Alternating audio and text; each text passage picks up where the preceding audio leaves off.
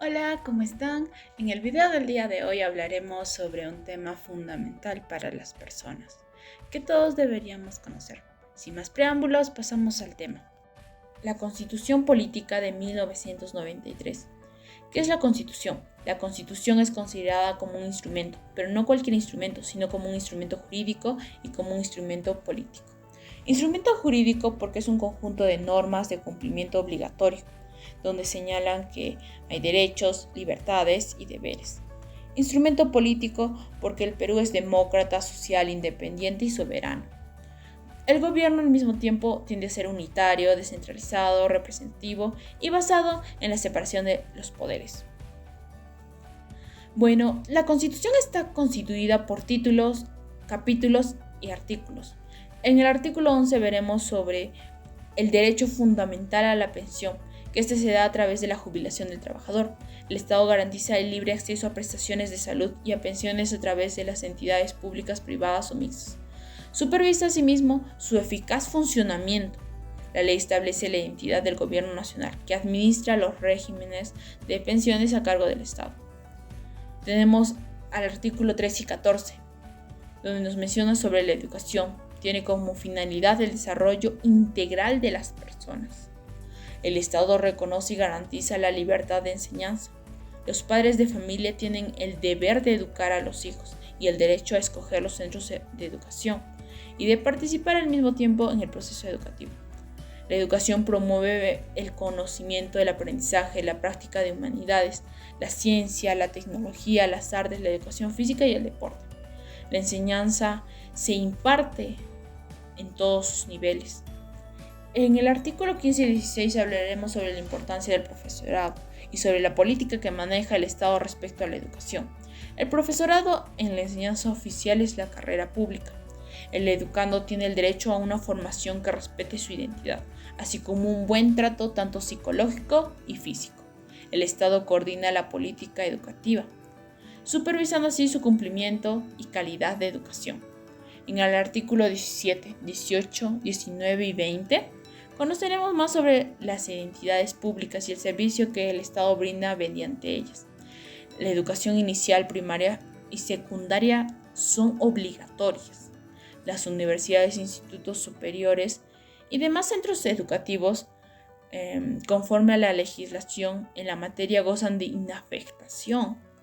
En las universidades públicas del Estado garantizan el derecho a educarse gratuitamente a los alumnos, ¿no?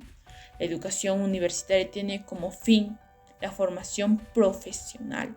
Los colegios profesionales son instituciones autónomas, con personalidad de derecho público. El Estado garantiza la libertad de cátedra, rechaza la intolerancia. Las universidades son promovidas por entidades privadas o públicas. Tenemos después al artículo 39, donde nos habla sobre funcionarios y trabajadores públicos. Todos los funcionarios están al servicio de la nación, donde en el artículo 40 hablamos sobre la carrera administrativa. Ningún funcionario o servidor público puede desempeñar más de un empleo o cargo público remunerado, con excepción de uno más por función docente. Artículo 41. Declaración jurada de bienes y rentas. Los funcionarios y servidores públicos que señalan la ley o que administran o manejan fondos del Estado o de organismos sostenidos deben hacer declaración jurada de bienes, rentas, que toman una posición de sus cargos durante su ejercicio y al cesar de los mismos. Artículo 42. Derechos de sindicación, huelga de servicios públicos. Estos se reconocen como los derechos de sindicación y huelga que tienen los servicios públicos. En el artículo 107 tenemos la promulgación y formación de leyes.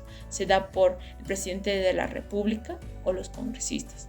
El mismo derecho lo tienen las entidades públicas autónomas como el gobierno regional y el gobierno local.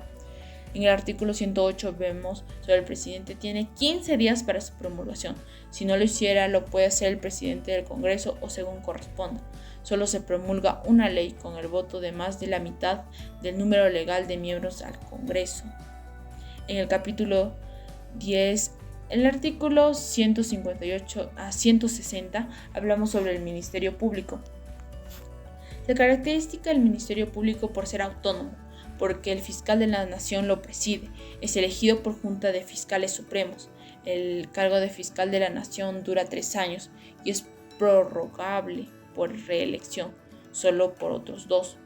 En una escuela lo más parecido a esto es la formación de fiscales escolares. En el capítulo 11 tenemos los artículos 161 y 162 que nos hablan sobre la Defensoría del Pueblo. Se caracteriza por ser autónomo. Los órganos públicos están obligados a colaborar con la Defensoría del Pueblo cuanto ésta lo requiera. Su función es defender los derechos constitucionales y fundamentales de la persona y de la comunidad.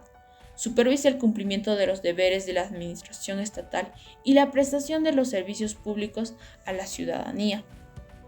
Siendo así, la Defensoría del Pueblo fundamental en una escuela, saber cuándo avisar o hacerle llegar un problema que involucre tanto a los integrantes de la institución educativa. Gracias.